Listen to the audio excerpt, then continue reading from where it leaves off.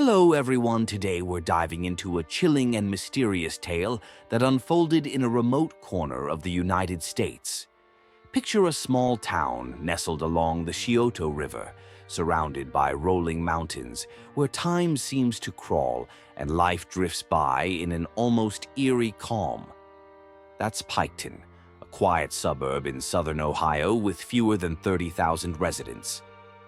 Here, winding back roads, modest mobile homes, and sprawling fields paint a simple rural scene. But beneath this tranquil surface lies a horrifying secret that shook the entire community to its core. On a fateful morning in 2016, the Rhoden family, a well-known clan with a sprawling farm and more than 10 members, was brutally murdered in a single night. The question haunting everyone is this: who could commit such a ruthless act, and what drove them to this unspeakable horror? Join me now as we uncover the shocking details of this unforgettable case. It was Friday, April 22, 2016. At 7:51 a.m., the Piketon police station received a distressing 911 call reporting the crime. My brother-in-law's dead. Okay, what's the address? Give me just a second. Please, tell me what's going on. There's blood all over the house. Okay. My brother-in-law's in the bedroom. It looks like someone has beat the hell out of him. The caller was a woman. She explained that she'd gone to her sister's farm that morning to help feed the livestock. But when she arrived, the place felt eerily empty. Something seemed off. So she decided to step inside the house to check things out. What she found was beyond imagination. Blood everywhere. Her brother-in-law, the farm's owner, lay crumpled in a pool of blood. Panic-stricken by the gruesome sight, she immediately called the police. On the phone, the woman was frantic, pleading for officers to rush to the farm. She desperately needed help. After the call came in, police and medical personnel raced to the scene. The location was a farm on Union Hill Road, dotted with a few barns of varying sizes and 3 mobile homes used as residences. 2 of the homes sat close together, while the third was across the street. In Piketon, mobile homes are a common choice for housing. They're affordable and movable, offering a certain flexibility. When the police arrived, they entered the first mobile home to assess the situation. This was a small town where murders were rare, so the officers were stunned by the blood-soaked chaos they encountered. In the living room, they found the homeowner, Christopher Rhoden, 40, slumped on the floor. An autopsy later revealed he'd been shot 9 times, 8 in the chest, 1 in the arm. Police speculated that the intruder had slipped inside, only to be spotted by Christopher, who was then gunned down during a struggle. In the bedroom next to the living room, they discovered Gary, 38, Christopher's cousin, lying in bed under a blanket with a single bullet wound to the head. He was already dead. There were no signs of a fight in the bedroom, suggesting Gary was killed in his sleep. In the second mobile home on the farm, they found Frankie, 20, Christopher's eldest son, and his fiancée, Hannah Gilly, also 20. Both had been shot in the head and were dead. Police believed they too were killed while sleeping. Yet, miraculously, their 6-month-old baby lay unharmed between them. On the floor nearby, another child, a 3-year-old, was sleeping soundly, oblivious to the horror. In the third mobile home, police uncovered 3 more victims: Christopher's ex-wife, Dana, 37, their eldest daughter, Hannah, 19, and their youngest son, Christopher Jr., 16. All 3 had been shot in the head. The scene showed no signs of a struggle, indicating they were likely killed in their sleep as well. Next to Hannah, the eldest daughter, was her 14-day-old newborn, unharmed. Even though her mother was gone, the infant was still trying to nurse, a heartbreaking sight that left everyone at the scene struggling to hold back tears. Just 4 days before the massacre, Hannah had given birth to her second child, the baby found beside her. Her first child, Sophia, from a previous relationship, wasn't with her at the time of the killings. She was staying with her father, Hannah's ex-boyfriend. The investigation kicked into high gear that day. At 1:26 p.m., police received another report.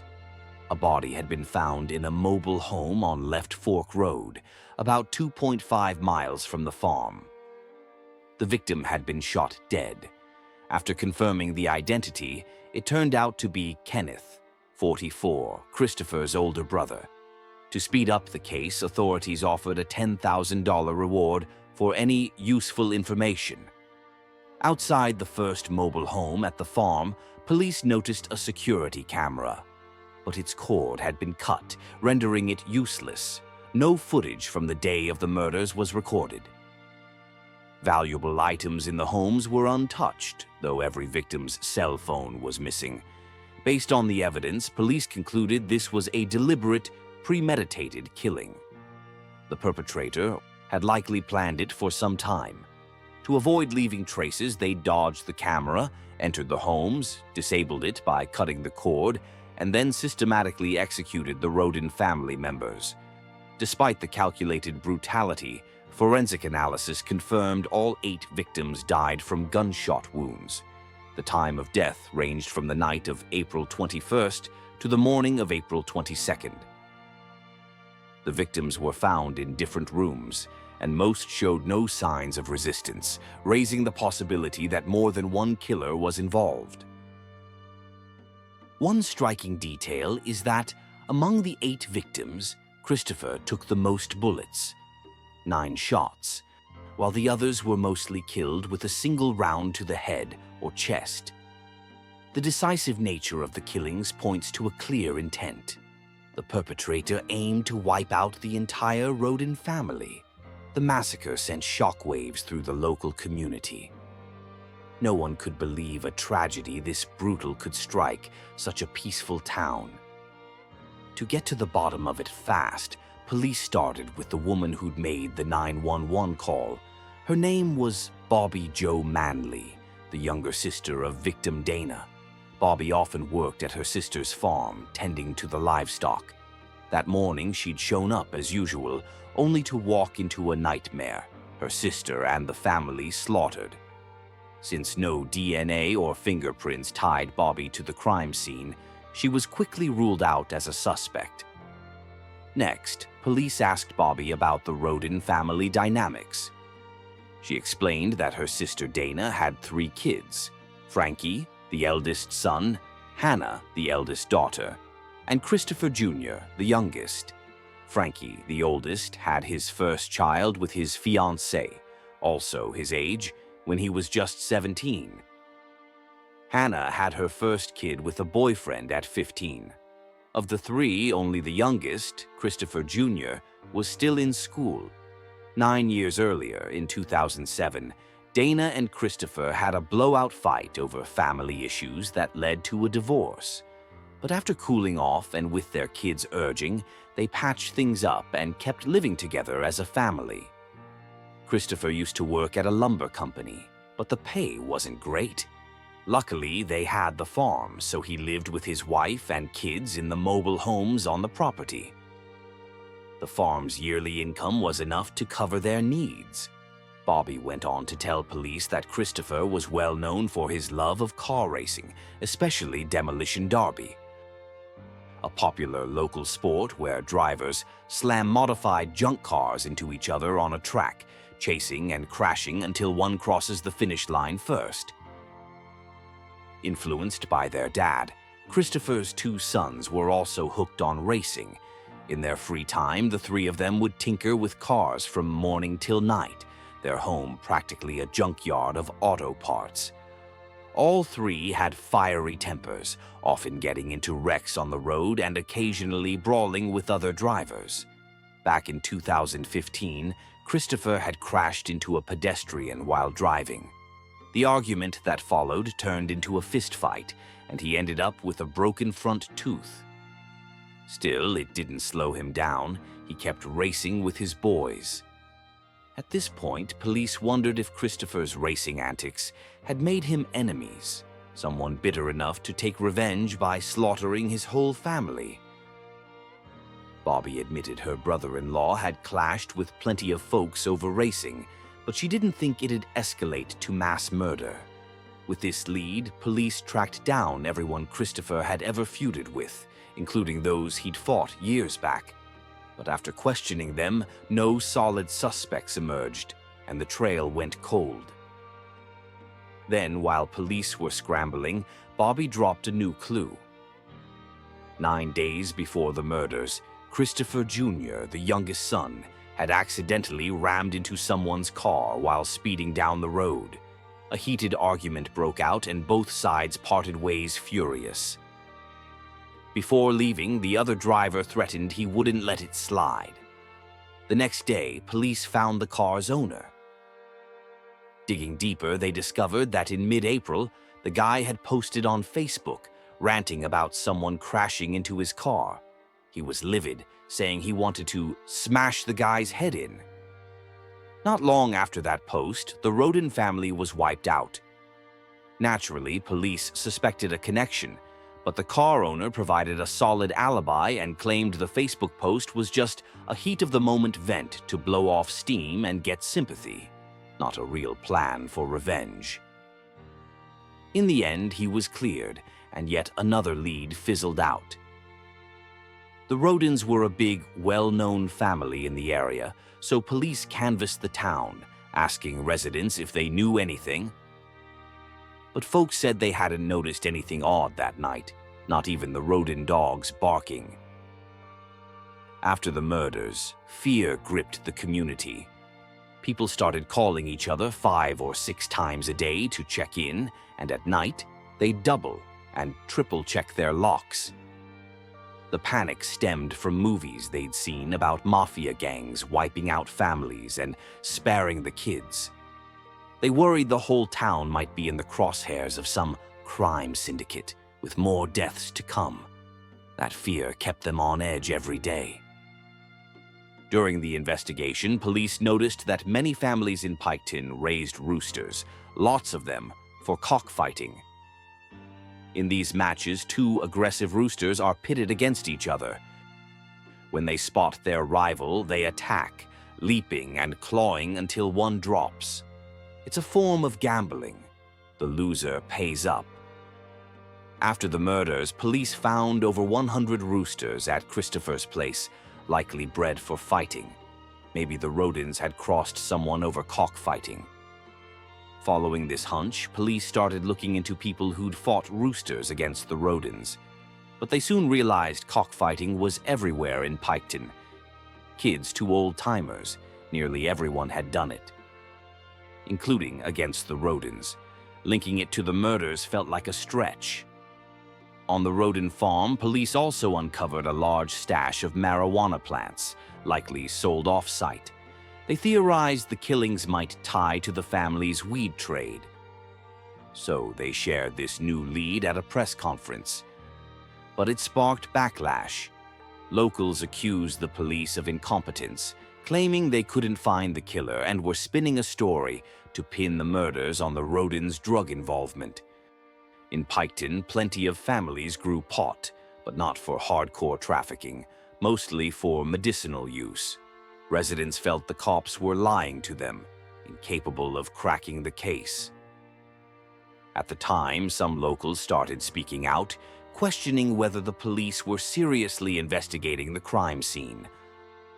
On the day of the murders, police initially planned to haul everything from the farm, including the mobile homes the Rhoden family lived in, into evidence.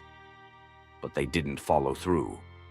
Instead, they moved all the family's belongings to an unguarded warehouse without even a lock on the door.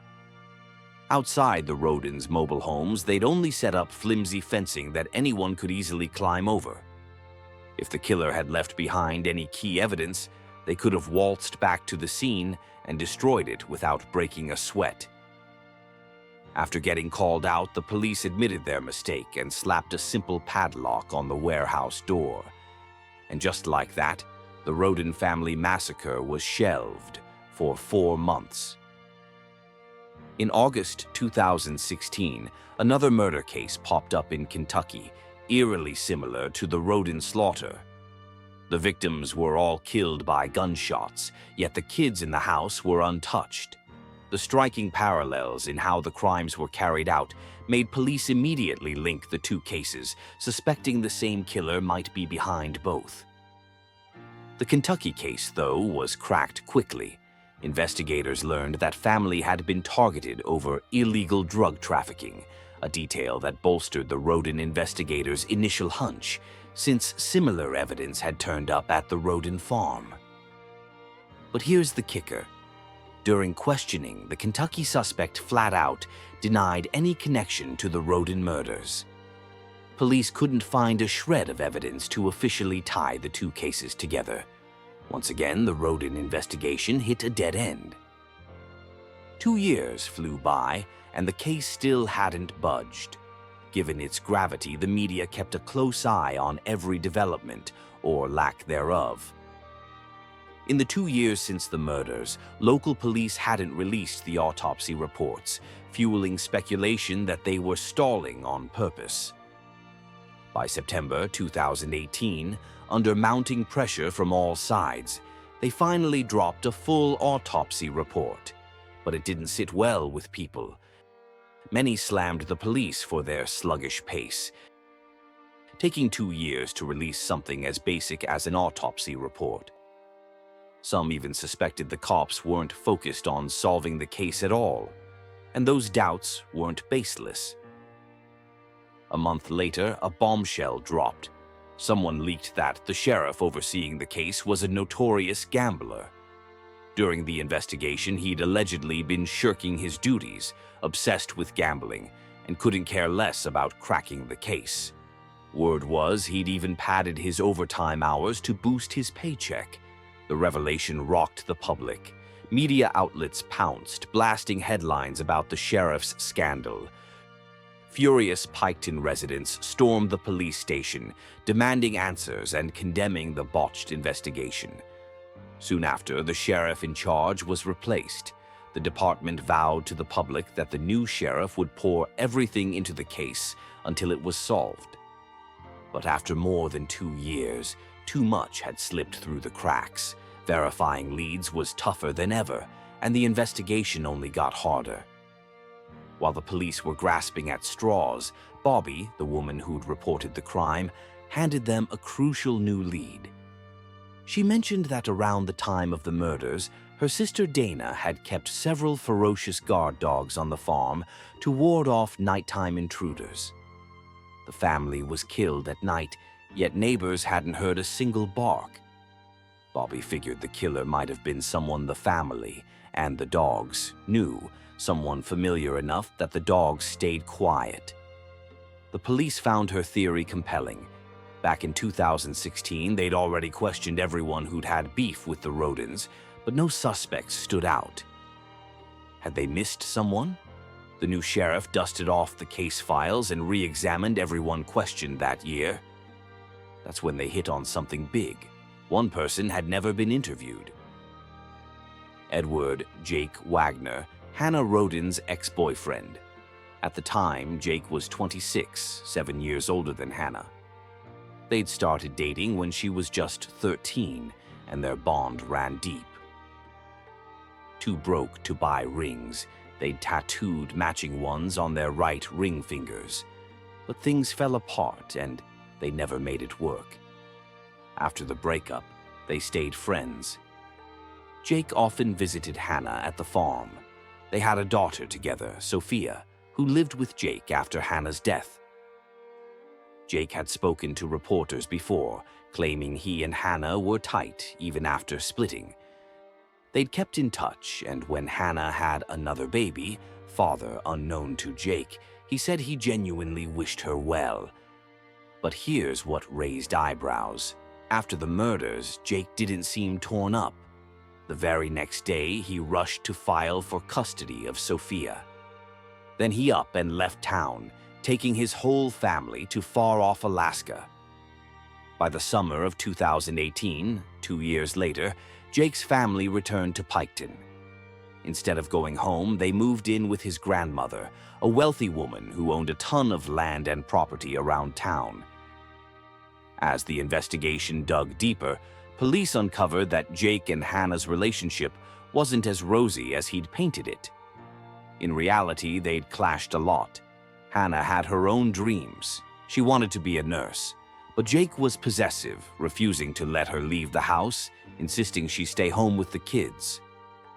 They fought over it, and Hannah eventually called it quits. At first, they agreed to co-parent Sophia, living close enough that she could split time between them, a month at each house. But after the breakup, Hannah moved on fast, getting pregnant with her new boyfriend's kid. Jake started fretting that Hannah wouldn't treat Sophia right. He demanded full custody. She shot him down cold. That's when police zeroed in on Jake as a suspect. They swooped in with a surprise search of his Piketon home. After tearing the place apart, they found a homemade silencer stashed away, a perfect fit for a hunting rifle.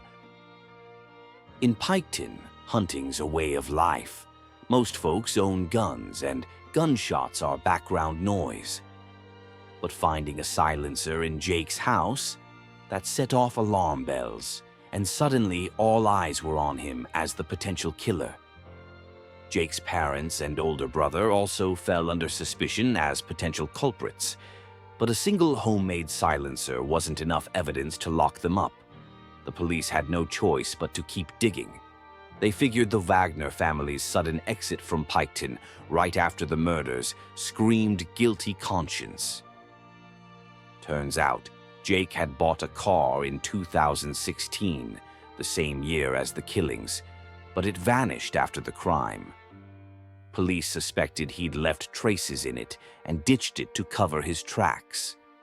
They also learned that before the murders, Jake had hit up a local store to buy tools for collecting shell casings. Most damning of all, back at the 2016 crime scene, police had found footprints they'd overlooked at the time. Now they realized those prints matched Jake's shoe size. By November 2018, police rounded up Jake's whole family, including his grandmother and great-grandmother, who were suspected of lying and obstructing justice. They'd found a bulletproof vest in his grandmother's house. When asked about it, she lied, claiming she couldn't remember why it was there. A devout Christian, the guilt of lying gnawed at her. Eventually, she fessed up to police. The vest was for family protection. She feared someone might figure things out and come for revenge. With this and other evidence, police dropped charges against her. Digging into Jake's records, they uncovered more.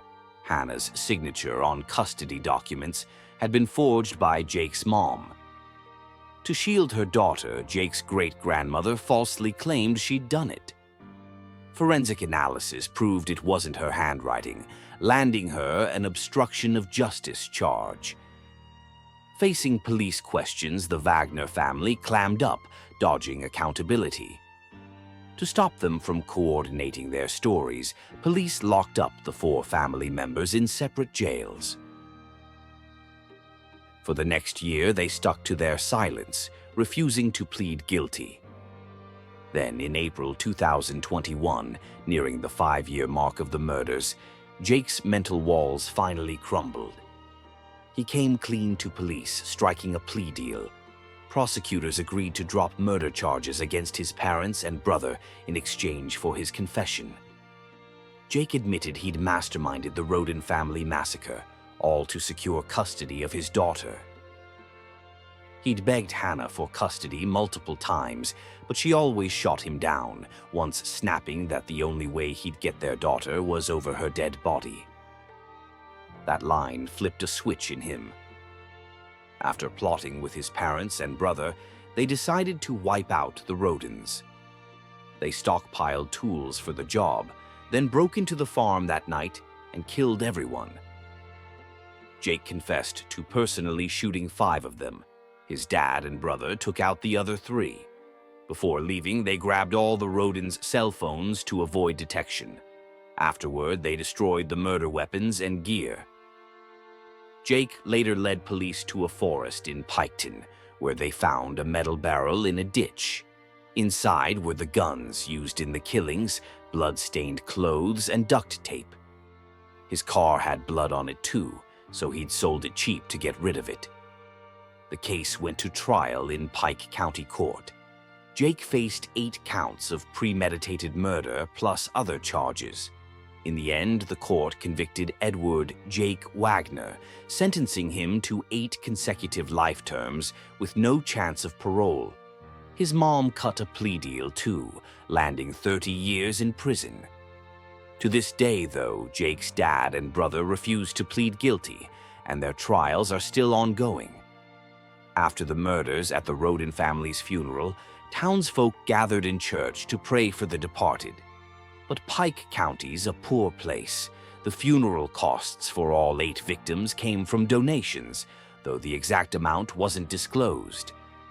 The loss of the entire Rhoden family, 8 lives snuffed out, left everyone heartbroken. Later, an insider revealed that after the killings, Jake had launched a fundraiser, claiming he needed cash to cover living expenses for himself and his daughter. On the page, he wrote, "We're suffering too. I don't want to see my daughter cry." Meanwhile, he knew damn well he'd caused it all. And so, the story of the Rhoden family massacre in Piketon closes with truths finally dragged into the light, though at the steep cost of a community's lingering pain. Once a quiet town, Piketon's now a symbol of loss and buried secrets.